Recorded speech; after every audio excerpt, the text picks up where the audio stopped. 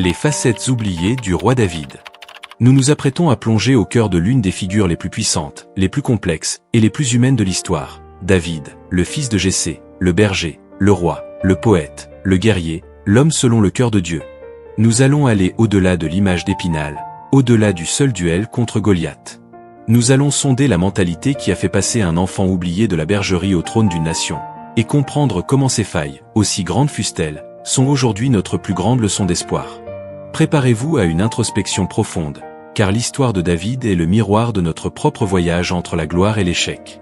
L'un des aspects les plus ignorés de David commence avec son enfance et son appel. Il n'était pas un choix évident. Il n'était même pas le choix de son propre père. Lorsque le prophète Samuel arrive chez Jessé, mandaté pour oindre le futur roi d'Israël, David est délibérément laissé au champ. Son père présente ses fils aînés, grands et forts, des hommes d'apparence impressionnante, car le monde juge par l'extérieur. Mais la voix de Dieu retentit, rappelant une vérité éternelle. L'Éternel ne regarde pas ce que l'homme regarde, l'homme regarde à ce qui frappe les yeux, mais l'Éternel regarde au cœur. C'est un principe fondamental du leadership de David. Son cœur était déjà préparé, bien que son apparence fût insignifiante. Cette période de berger, loin des acclamations, fut l'école du courage, de la compassion, et surtout, de l'intimité avec Dieu. Beaucoup ignorent que c'est là, dans la solitude forcée, que David a développé cette foi transcendantale qui allait définir sa vie. Il a affronté le lion et l'ours non pas par bravoure délibérée, mais par nécessité de protéger ses brebis. Cette expérience lui a enseigné que la force de la bête sauvage n'est rien face à la protection divine. Cette solitude forgeait aussi l'artiste, c'est là que le psalmiste est né, composant des mélodies qui exprimaient sans filtre la joie, la détresse, le doute et l'adoration. L'appel de Dieu n'a jamais été un éclair soudain, ce fut la reconnaissance d'un caractère déjà formé dans le secret. L'onction de David par Samuel marque le début de son destin royal, mais l'attente fut longue, près de 15 ans. Cette attente est le second aspect souvent ignoré, la patience radicale dans le timing divin. David aurait pu s'imposer par la force, surtout après sa première grande victoire. Parlons de cette victoire, le duel contre Goliath. Beaucoup réduisent cet événement à une prouesse physique, mais c'est une étude psychologique de la foi. David ne voit pas un géant de 3 mètres, il voit un blasphémateur. Sa mentalité n'était pas celle du guerrier, mais celle du défenseur de l'honneur de Dieu.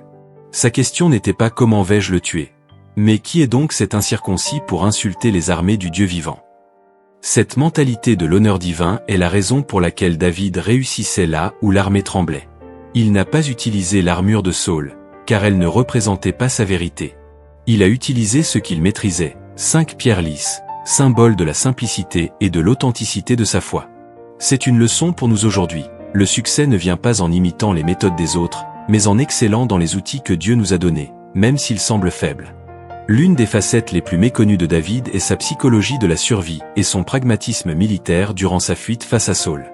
David n'était pas un simple idéaliste. Il était un stratège militaire rusé. Pendant sa proscription, il se retrouve avec 600 hommes endettés, amers et en détresse, réfugiés dans la caverne d'Adullam. Ce n'était pas une armée d'élite, c'était le rebut de la société.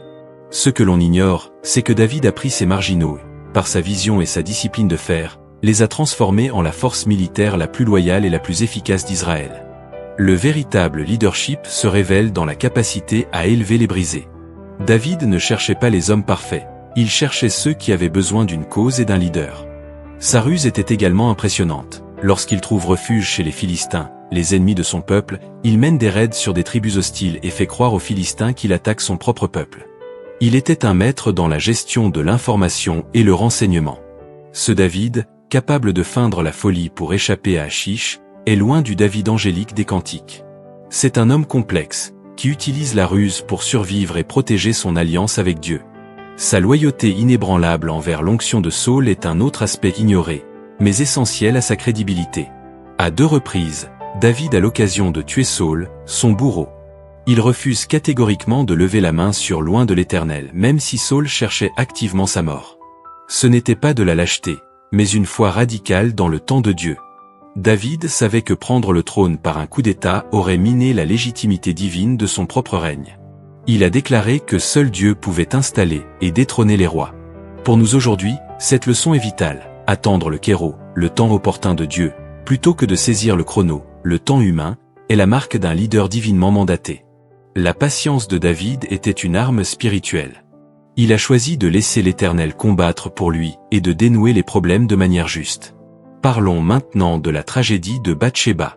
L'erreur de David est souvent réduite à la convoitise, mais ce que l'on ignore, c'est qu'elle a commencé par une faute de discipline et d'oisiveté. L'année d'après, au temps où les rois se mettent en campagne, David envoya Joab. Mais David resta à Jérusalem. Son péché fondamental fut de ne pas être là où son devoir l'appelait. Le succès et la sécurité sont les moments les plus dangereux pour le caractère. Lorsque la discipline personnelle relâche, la porte s'ouvre au péché. La séquence des événements est terrifiante. Convoitise, adultère, puis meurtre planifié d'Uri, le loyal. La gravité de ce péché ne réside pas seulement dans l'acte sexuel, mais dans l'abus de pouvoir pour couvrir son erreur. Cette chute nous rappelle que même l'homme le plus proche de Dieu peut tomber de la manière la plus spectaculaire si la discipline est abandonnée. Mais l'aspect le plus puissant, et souvent ignoré, est la profondeur de son repentir. Face à la confrontation directe du prophète Nathan, David n'a pas cherché d'excuses, il n'a pas blâmé Bathsheba ni les circonstances. Sa réponse fut simple et dévastatrice. « J'ai péché contre l'Éternel ». Le psaume 51, sa prière de repentance, est l'acte de contrition le plus honnête jamais écrit. Il n'a pas demandé la restauration de son statut royal en premier, il a demandé la purification intérieure. Ô Dieu, crée en moi un cœur pur, renouvelle en moi un esprit bien disposé. Cette capacité à accepter la responsabilité radicale de ses fautes et à chercher la purification du cœur est ce qui a sauvé son alliance avec Dieu. Le Seigneur n'a pas honoré l'acte d'adultère et de meurtre, mais il a honoré l'humilité et le cœur brisé du roi. C'est l'essence même de l'homme selon le cœur de Dieu, celui qui, même après une chute terrible, sait comment revenir. Finalement, beaucoup ignorent le David innovateur liturgique et prophétique. David a fondamentalement transformé le culte d'Israël.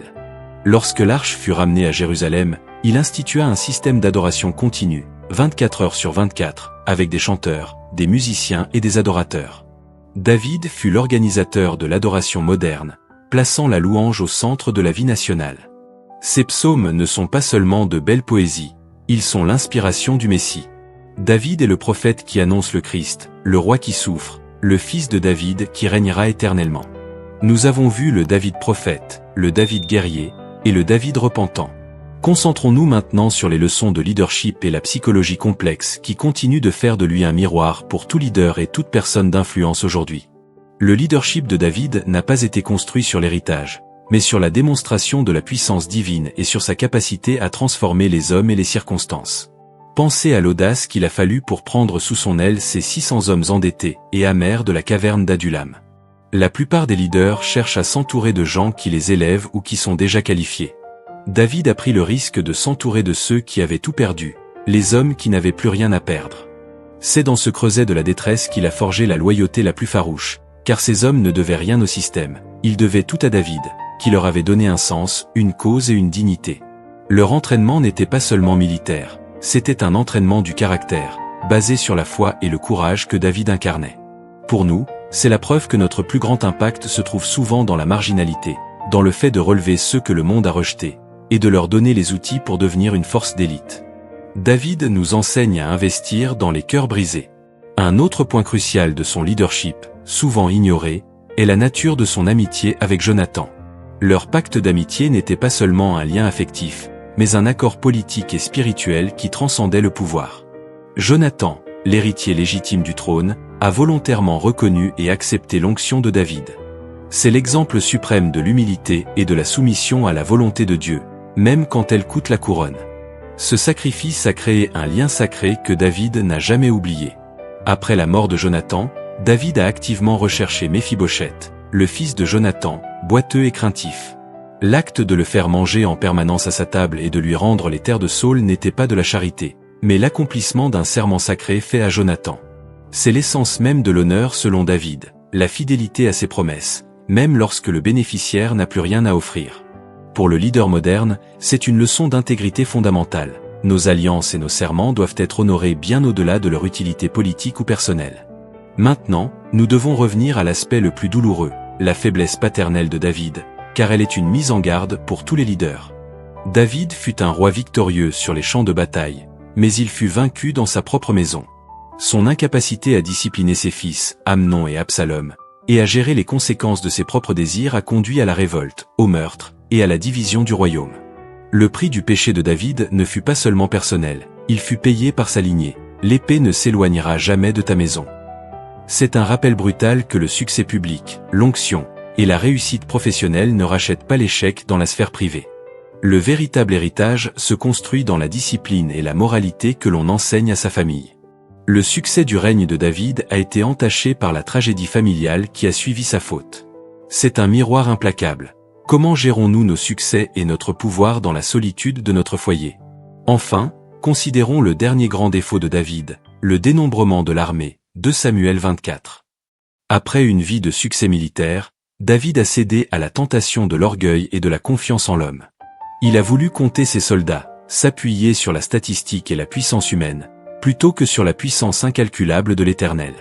Cet acte, qui a coûté la vie à 70 000 hommes, est une mise en garde finale. La foi ne doit jamais être remplacée par la fierté des chiffres. La bénédiction de Dieu ne se mesure pas à l'aune des statistiques ou de l'accumulation matérielle. C'est une leçon que chaque homme d'affaires, chaque leader, chaque personne ayant réussi doit internaliser. Toujours attribuer la gloire et la puissance à la source, l'Éternel, et non à l'instrument, nous-mêmes. L'histoire de David est une toile de contraste, la foi du géant et l'échec de la discipline, la loyauté suprême et la faiblesse paternelle. C'est précisément cette humanité qui nous rend son histoire si essentielle.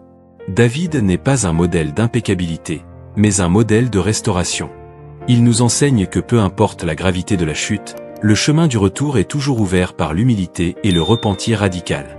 Il est le témoignage vivant qu'être selon le cœur de Dieu n'est pas une question de perfection, mais une question de direction, se diriger toujours, même après une déviation terrible, vers le cœur du Père. Nous avons parcouru le chemin de David, de l'ombre à la lumière, de l'onction à la chute, et du repentir à la restauration. Maintenant, la question ultime demeure. Comment le David historique influence-t-il le croyant et le leader que vous êtes aujourd'hui? La réponse se trouve dans l'adoption de sa mentalité de l'alliance et de l'attente de la rencontre. David était obsédé par la présence de Dieu.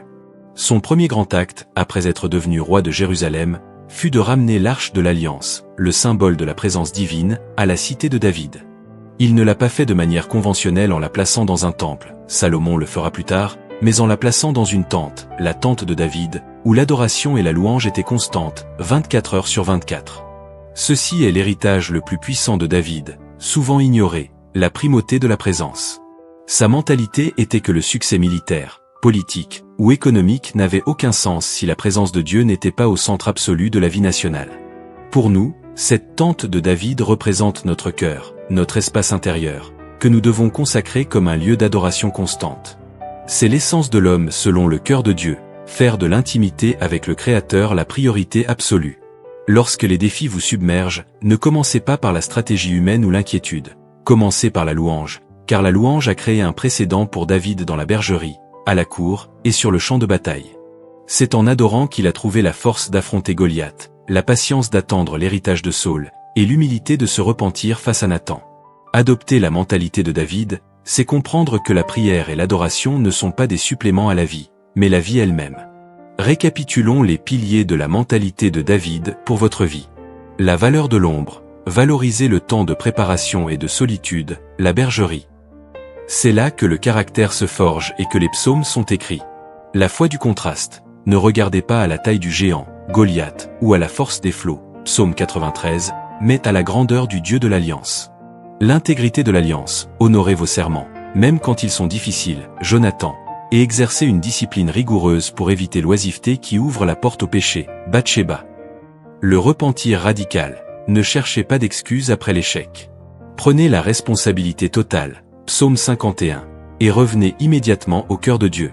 Nous avons posé les fondations solides de l'étude du caractère de David, reconnaissant l'homme selon le cœur de Dieu non pas malgré ses faiblesses, mais souvent à cause de sa capacité à revenir de ses chutes.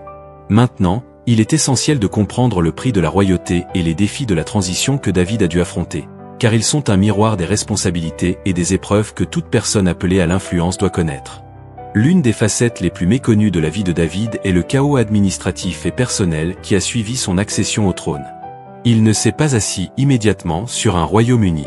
Après la mort de Saul et de Jonathan, le royaume fut divisé, et David ne régna d'abord que sur Juda, depuis Hébron, pendant 7 ans et demi. Le reste d'Israël suivait Ish-Bosheth, le fils de Saül. Ce que l'on ignore souvent, c'est l'intelligence et la patience politique de David durant cette période de guerre civile. Il n'a pas cherché à s'imposer par la seule force militaire immédiatement après l'onction. Il a permis au temps de Dieu et à la volonté des tribus d'opérer, consolidant sa légitimité par la patience et non par la violence. Il a démontré que l'onction divine doit être accompagnée de la sagesse stratégique et de la reconnaissance des réalités politiques et sociales. Lorsqu'il fut enfin oint roi de tout Israël, il a fallu unifier des tribus historiquement rivales, un exploit qui exigeait non seulement la force militaire, mais surtout une grande capacité de réconciliation et de pardon, des qualités forgées pendant ces longues années de fuite et de survie. David était également un maître dans la gestion des crises internes et du leadership par délégation. Son entourage, issu du mélange des 600 hommes endettés d'Adulam et des nobles de Juda, était un creuset de caractère fort, souvent difficile, comme Joab, son neveu et commandant en chef, un homme impitoyable et incroyablement efficace. La relation entre David et Joab est une leçon complexe de leadership. David avait besoin de la force et de l'efficacité brute de Joab, la tête militaire, mais il condamnait souvent sa cruauté et son manque de cœur, la conscience morale du roi. David n'a jamais réussi à se débarrasser de Joab, reconnaissant peut-être que l'efficacité brutale était nécessaire pour maintenir l'ordre, même si elle salissait ses propres mains. La leçon pour le leader moderne est la suivante: la nécessité de déléguer à des individus compétents mais imparfaits, tout en maintenant sa propre boussole morale, même si l'on ne peut pas toujours contrôler les actions de ceux qui exécutent la stratégie. David nous montre la solitude de la responsabilité morale au sommet du pouvoir. Il était un leader qui devait naviguer constamment entre l'idéal de la sainteté et la dure réalité de la gouvernance. Revenons sur l'aspect le plus douloureux de l'héritage de David, le prix payé par sa postérité. Ses défauts, notamment le manque de discipline et l'abus de pouvoir, se sont propagés comme un poison dans sa lignée. L'histoire d'Amnon et Tamar, puis la rébellion d'Absalom, ne sont pas de simples drames familiaux. Elles sont l'incarnation du jugement de Dieu que l'épée ne s'éloignerait jamais de ta maison. Absalom était un homme beau et charismatique, un leader né, mais dont l'âme avait été corrompue par l'amertume et l'absence de justice paternelle. La révolte d'Absalom fut la période la plus humiliante pour David, le forçant à fuir Jérusalem pieds nus, pleurant sur sa propre faiblesse. Ce que l'on ignore souvent, c'est que l'une des plus grandes preuves de l'humilité et de la foi de David réside dans sa réaction face à la trahison. Il a accepté cette humiliation comme une discipline de la main de Dieu. Au lieu de maudire, il a choisi de se repentir et de se soumettre, affirmant que si Dieu voulait qu'il revienne, il le ramènerait. Cette acceptation de la discipline divine est une facette du caractère de David que nous devons imiter, reconnaître que même la trahison peut être un outil dans la main du Créateur pour nous purifier et nous ramener à l'essentiel. Enfin, considérons la fin du règne de David, souvent masquée par la splendeur de Salomon. Les dernières années de David furent marquées par la faiblesse physique, l'incapacité à maintenir l'ordre, une nouvelle révolte, celle d'Adonia, et la nécessité de préparer la transition. Il a passé ses dernières forces à préparer les plans et les ressources pour la construction du temple, le rêve que Dieu ne lui avait pas permis d'accomplir, et à assurer l'intronisation de Salomon. La mentalité de David à la fin de sa vie était celle de l'héritage et de la transmission. Il a refusé de laisser le chaos ou les vendettas politiques déterminer l'avenir. Il a concentré ses efforts à donner à la prochaine génération, Salomon, tous les outils pour réussir, même si la gloire finale de la construction du temple ne lui appartiendrait pas. C'est une leçon suprême de leadership désintéressé. La grandeur d'un leader se mesure à la réussite de son successeur, et non à son propre accomplissement. David a agi en tant que mentor et facilitateur pour la gloire future. Nous avons analysé le cœur de David, l'homme des extrêmes. Nous avons vu le berger fidèle, le guerrier stratégique, le roi dévoué, le poète inspiré, et l'homme faillible qui a commis des erreurs monumentales. Le voyage du roi David n'est pas seulement une biographie historique, c'est un manuel d'instruction sur la vie avec Dieu. Chaque victoire, de Goliath à l'unification d'Israël, est une preuve que la foi radicale dans la puissance divine surpasse toute logique humaine. Chaque échec, de Bathsheba à l'échec paternel, est une mise en garde solennelle contre l'orgueil, l'oisiveté et le relâchement de la discipline. Mais surtout, le modèle David est une promesse de restauration. Il nous assure qu'il n'y a pas de trou si profond que la grâce de Dieu ne puisse en sortir un cœur repentant. Aujourd'hui, l'enseignement le plus précieux de David pour vous réside dans l'intégration de ces leçons. Premièrement, valorisez votre bergerie.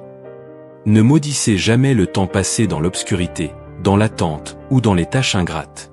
Ces moments sont la forge où votre foi est trempée, où votre leadership est testé, et où votre intimité avec Dieu est approfondie.